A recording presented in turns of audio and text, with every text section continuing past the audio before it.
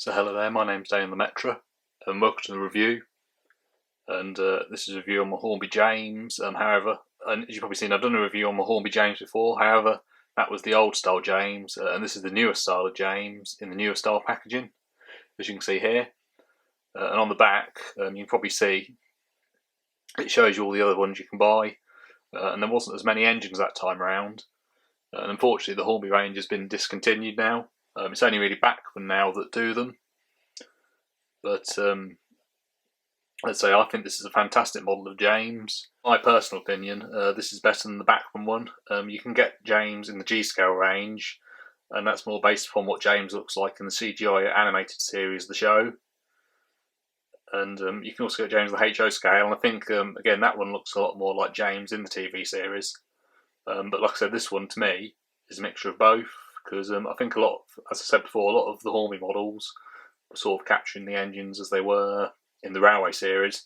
And like I said, when I look at this, I do see that in James, because I think particularly because of the size of the wheel, driving wheels, big driving wheels, remind me of some of James's, let's say, in the Railway series, because of the size of the wheels.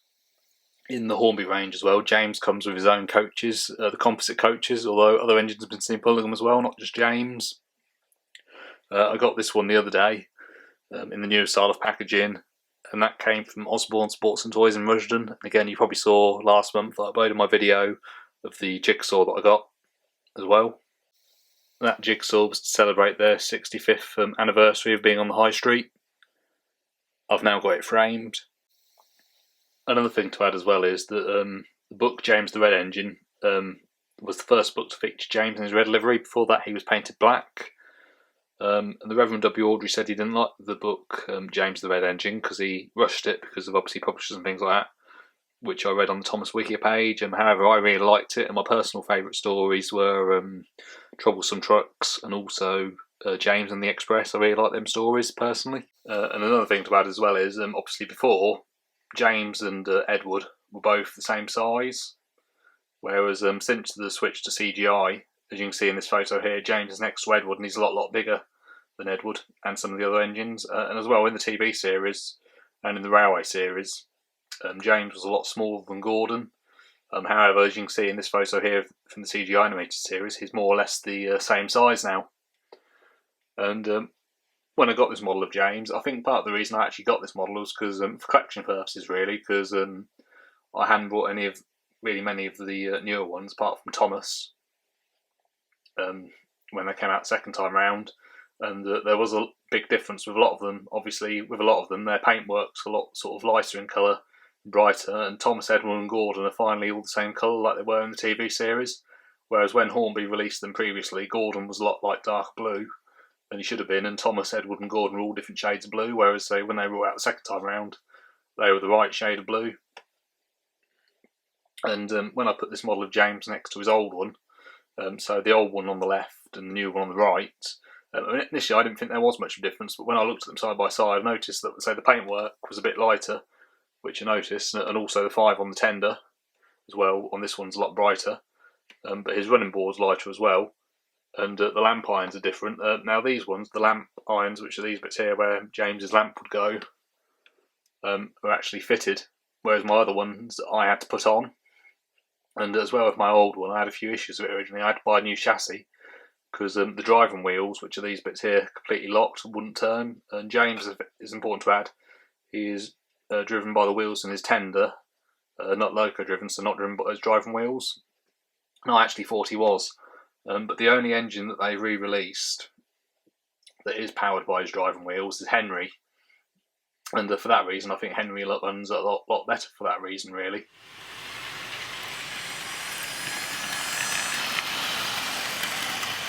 However, this model of James is still a really smooth runner, whatever he's pulling.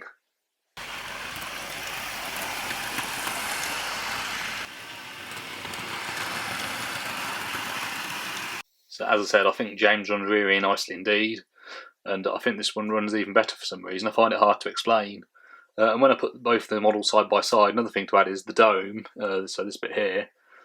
This one's a lot darker than the old one, however I think it looks better for that reason really.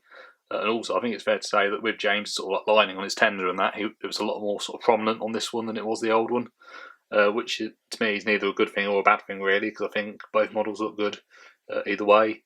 However, I noticed when you put them side by side, the tenders pretty much look the same length. However, the front part of James's body on this model looks slightly larger than it is on the previous one. Another thing to add is that James here has a black roof. Now in the TV series, James's roof was painted black. However, in the Railway series, in some illustrations, James's roof was black, as you can see here, but then most of the time it was red. And like I said, when I look at this, I see a bit of both of James really, both say sort of the Railway series and also the TV series as well. But you know, when I sort of looked at this, I mean, when I got my other one when I was younger, and I mean, I've sort of kept that because my parents got that for me, so you know, it's quite sentimental really. But when I got that one, I felt that you know, it looked like James in the TV series. However, it was a lot larger. But say Hornby used tooling from other locomotives, so they're not always completely accurate. But I think on James here, they've done a really, really good job. Another thing to add as well is on my old model of James, you could uncouple James from his tender. However, this model you can't because it is attached. But it looks like you can unscrew it. I haven't properly looked at the instructions. It does come with instructions. Gordon, Edward and James all come with the same instructions, and it even says all their names on it. And that's pretty much because they're all powered by the tender, so they're all sort of the same in that respect, really. So it doesn't make much difference. Like I said, Henry was the only one that was really different because he's loco driven. And I think as well that's why Henry's a lot more expensive, because these obviously become discontinued and have become quite expensive. But I think Henry's become a lot more expensive, and when you like see auctions on eBay, people bid a lot more. I mean, as well, I also saw this one on Murdoch the other month. People bidding thousands, and I've never ever spent that much on a locomotive. I think that's quite extortionate. Completely out of my budget as well anyway, which, you know, I'm not ashamed to admit. But I do think that's really expensive, really. But like I said, you can still buy them in the Bachmann range. And like I said, I would like to actually get James in the G-scale range as well, even though he's CGI series based. I'm not as keen on the CGI series. However, as you've probably seen in the media recently, Thomas is set to become 2D animated. And I was talking to someone the other day, and he was saying that you know, it's probably what people want nowadays. Which, on the one hand, I can sort of understand, but then I don't know really. You know, it's like you know, from my experience, you know, Wallace and Gromit, for example, they're made using stop motion and made out of clay. But in my opinion, that's why people like them, and also people that I know that like Wallace and Gromit like it for that, because they appreciate all the handiwork that goes into it and how it's sort of made. Whereas with CGI, I'm not saying not as much effort goes into it, but in my opinion, it doesn't always look as good. And in my opinion, the engines looked a lot better in the say the model series than they did in the animated series. I mean, as well with James's in the CGI series now, he's got a lot more detail, like a lot of them have, with rivets and things like that. The only ones that haven't really changed are Edward and Henry. And that's the thing as well, James is part of the Steam team, and he's always been part of the Steam team, and he's stayed with the Steam team now in the CGI animated series, and Edward and Henry have sort of been removed, but they're still appearing in the show.